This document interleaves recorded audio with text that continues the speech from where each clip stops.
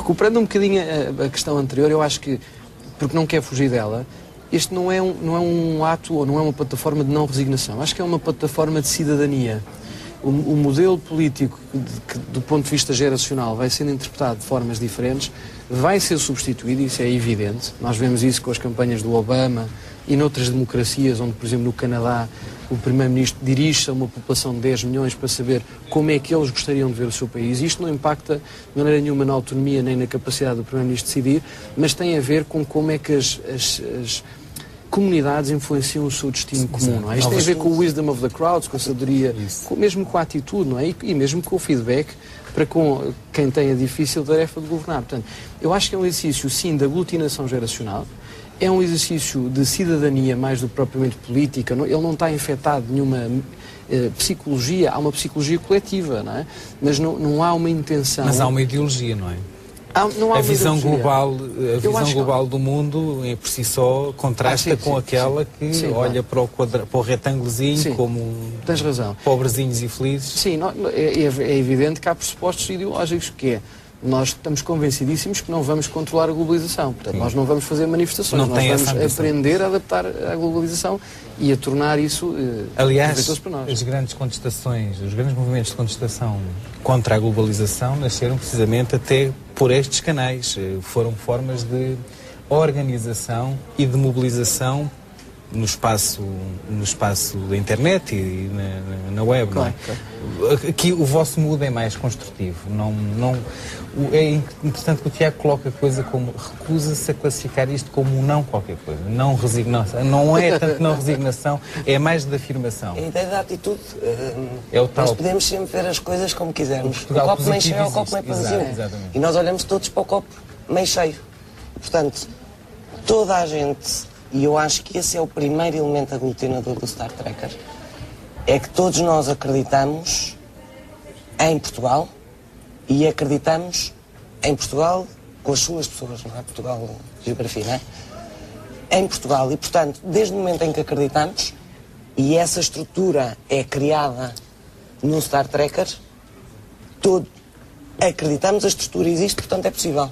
Eu acho que isso é o primeiro elemento aglutinador, que é, nós temos uma autoestima muito baixa. Não sei explicar exatamente porquê, mas temos. Depois temos a grande vantagem do que eu acho que é um talento muito importante português, que é a capacidade de improviso. Ontem eu estava à conversa com uma amiga minha, ela dizia: Vera, nós somos natural born MacGyvers. E é verdade, nós conseguimos fazer. É Podemos verdade. ter inventado a série.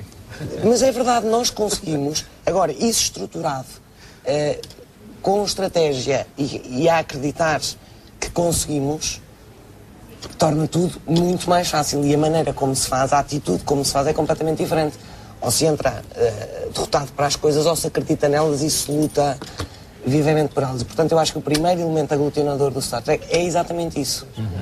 A Vera diz... Desculpa, eu queria só acrescentar que talvez aquilo que de facto o Star Trekker tem, implícito, não deliberado, e talvez nós falemos disso no evento do 31 de julho, é um código de conduta, ou seja, as pessoas que estão lá acreditam em traduzir a palavra problema por oportunidade. As pessoas que estão lá acreditam que a imagem de Portugal vai melhorar não só com as multinacionais que havemos de fabricar, mas com o exercício de cada português que está fora representar bem a sua nacionalidade e não fazê-lo com descrição. Portanto, ser proudly português. Até inventámos uns pins para quando vais num avião em conversa até ao telemóvel, que alguém possa olhar para ti e dizer: o Sérgio tem uma ótima figura, e ter um pin proudly português. Isso ajuda a redefinir a percepção que os outros povos têm sobre o que é um português. Não é?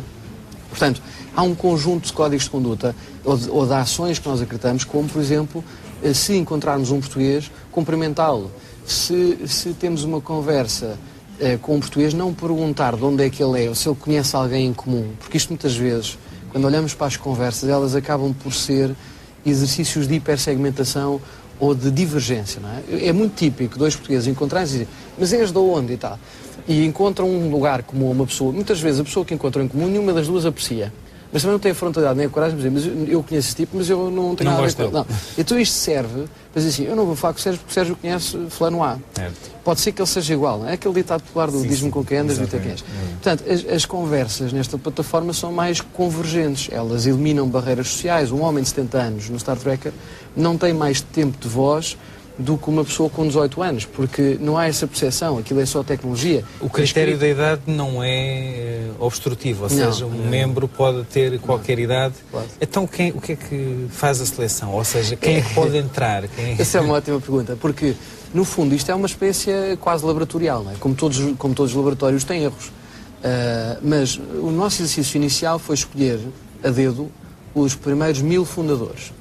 E cada pessoa que entra para a rede tem o privilégio de poder convidar outros 3, desde que sejam cidadãos nacionais, que sejam considerados talentos, e portanto aqui entra a maravilha da subjetividade. Exato, do que é talento. Exatamente. Não carreira, não a função, mas qual é o teu talento.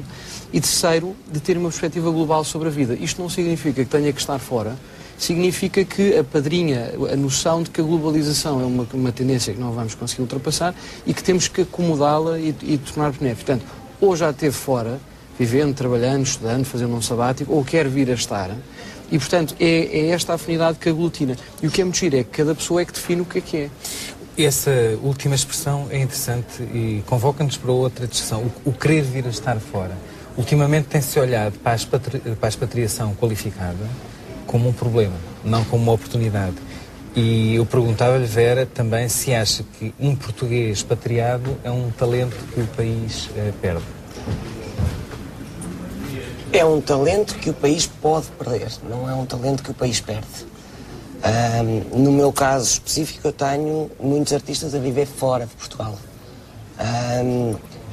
Por diversas razões, seja por residências, por bolsas, vão para fora e, de facto, há países e sítios onde eles conseguem trabalhar de uma maneira... Sendo que para um artista o sair, a ideia do sair é importante muitas vezes, portanto não quer dizer que seja definitivo, mas às vezes porque há melhores condições para o fazer em determinadas fases da carreira. Nenhum deles abandonou Portugal. Todos eles vêm, todos eles continuam a expor em Portugal e é-lhes importante a visibilidade que eles têm cá. Portanto, eu não acho que se perca se nós acreditarmos nesse talento e o trabalharmos cá. Agora, se nós cruzarmos os braços e deixarmos que isso seja feito lá fora, eu acho que perdemos. Certo. Isso perdemos porque, quer dizer, ninguém gosta de ser maltratado. Certo. Portanto, se tratam melhor mal lá fora e cá dentro não. Quer dizer, a tendência, por muito que a pessoa não queira, vai estando cada vez mais fora do que dentro. A Vera, presumo, não sei, se estiver enganado, corrija-me, que a sua principal motivação para aderir a esta rede social foi enquanto cidadã. Mas também lhe perguntava se há uma motivação profissional, ou seja, se a sua participação nesta rede já lhe permitiu identificar novos valores, pessoas que têm uma atividade nas artes plásticas que por outras vias e por outros contactos lá chegaram e que, desse ponto de vista, a sua participação na rede já foi útil para o seu exercício. A minha participação na rede e a motivação, e portanto eu acho que tudo isso acontece. E portanto, como eu disse há bocado, a rede está estruturada para que tudo isso seja possível. Neste momento, a minha participação ainda é mais de...